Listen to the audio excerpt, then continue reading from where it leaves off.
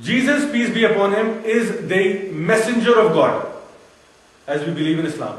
He is in fact one of the mightiest messengers and prophets of God, who came to deliver the pure message of the creator of the heavens and the earth, which got lost along the way.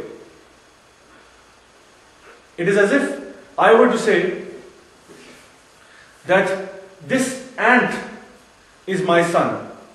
You would say, you need to go to a psychiatrist if you think that this ant is your son. I say, no, but this is my son. You say, are you out of your mind? How can this ant be your son? You are a human and this is an insect. It is not possible. I'll tell you what, it is more possible for the ant to be my son than for God to have a son as a man on earth. Because there is a lot more that I have common with this ant. The ant was born, the ant will die. I was born and I will die. The ant has limited capacity to do things. I have limited capacity to do things. The ant has limited knowledge. I have limited knowledge. But if you look at God versus man, God is eternal and absolute. Man is not. God has no beginning or end. Man has a beginning and end. God is self-sufficient, self-reliant. Man is not. Man is constantly dependent upon things. So it is much more logical for me to have a son as an ant than for God to have a son as a man.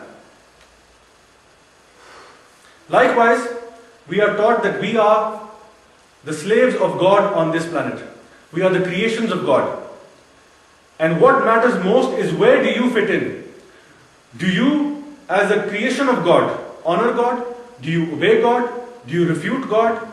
Do you reject Him? Are you confused? Where do you fit in this scheme of things? The Quran then mentions also for us another type of disbelief. That people who take their ancestors or their ancestry as a god.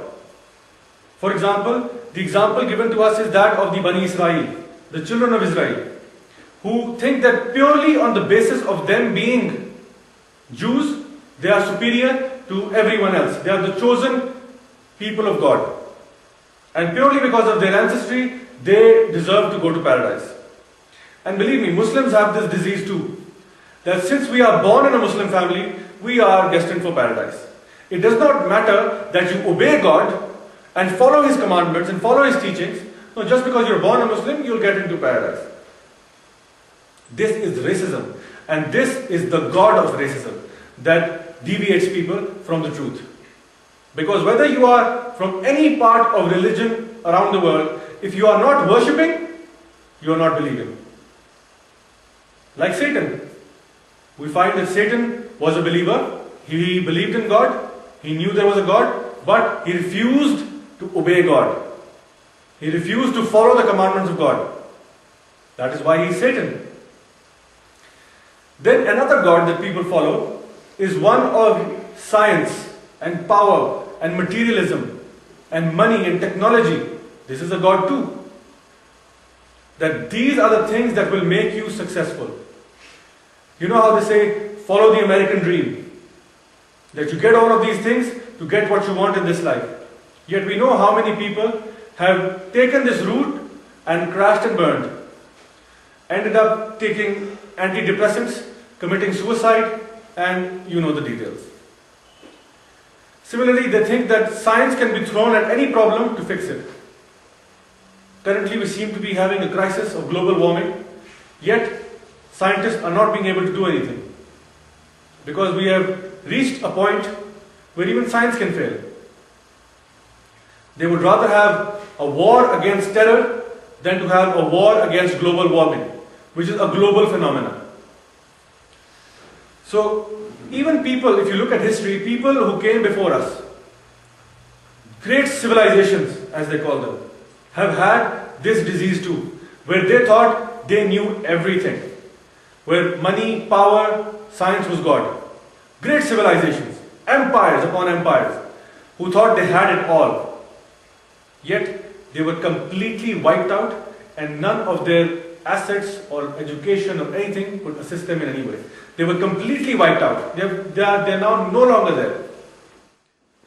If you look at things carefully, you'll realize that belief in a God, belief in the God, is an instinct within every human being. It is a reflex, in fact, in every single human being that is born. We are taught in the Quran that every child is born in fitrah, having knowledge of the Creator. Just like I was to pick up a cup of tea, and the moment that I touch the cup, it's hot. I let it go because it's hot.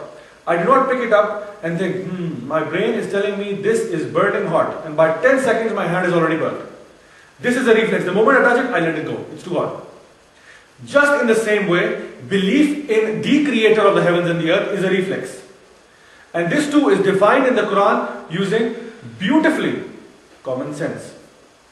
How do we do that?